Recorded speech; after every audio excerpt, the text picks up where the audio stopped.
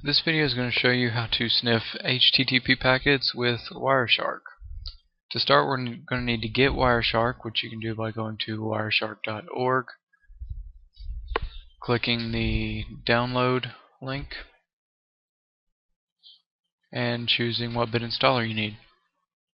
Click Run or Save, and it will download.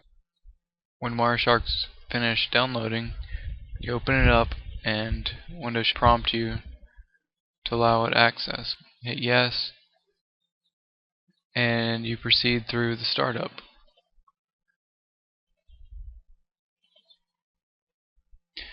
And see, it's going to pop up and ask you if you want to install WinPCAP, which it needs to use to capture live data over the network.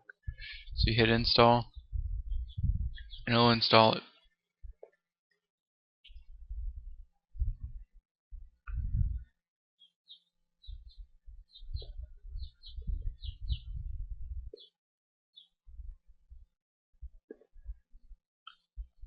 And here it asks you to install WinPCAP. So you just go through this the same way.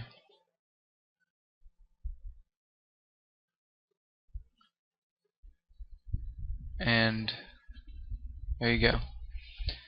Wireshark will finish, and then you'll be able to run it.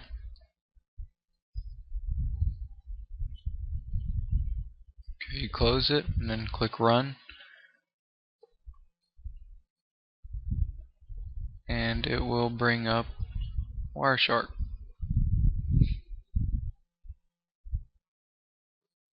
Alright, when it pops up, you're going to need to choose which interface your traffic is coming through. And if you're not sure, you can click Interface List and see which one's pulling the most packets. So I see this one is, so I click Start, and now it's capturing packets sent over my computer. Alright, we're looking for HTTP packets like this one. So we're going to start by getting us a good batch of them and go to google.com or somewhere like that. When I go back to Wireshark, I see all this HTTP traffic I got from going to google.com. Alright, now we stop the live running capture, and we're going to apply a filter. Click Expression, and then type HTTP, select it, click Is Present, and hit OK. Now you click Apply, and it applies that filter. Now you see a bunch of HTTP traffic. And what we're doing here is we're going to look for the headers in the HTTP packets. So we'll open up this one, and if you look down here, this is the header in the HTTP packet. We see it's a GET type, and it wants the root directory, which is just a slash, and has all this other data.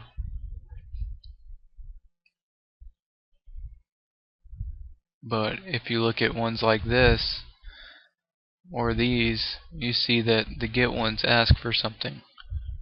Like this one's asking to make sure that it's a secure server and stuff like that.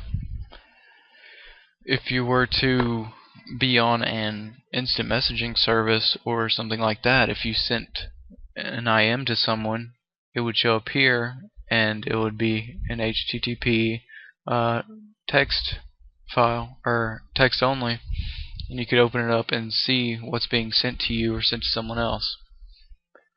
This isn't that great of a feat because of course you know what's coming and going, but if you were to use this with promiscuous mode, which allows your computer to accept all data going through your router, or even better, if you could poison your ARP cache and get everything sent to you going through your router. You could see the packets being sent from anyone in your network in or out.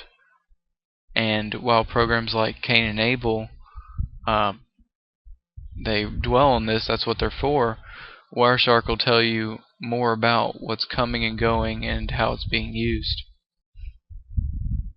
So that's pretty much it. Now you can look at headers, and if you go and look into art poisoning or using promiscuous mode, which you have to have a certain type of network interface card to use, you can see what's going across your network at any time. I hope you enjoyed this video, and I hope to have a new one up soon. Thank you.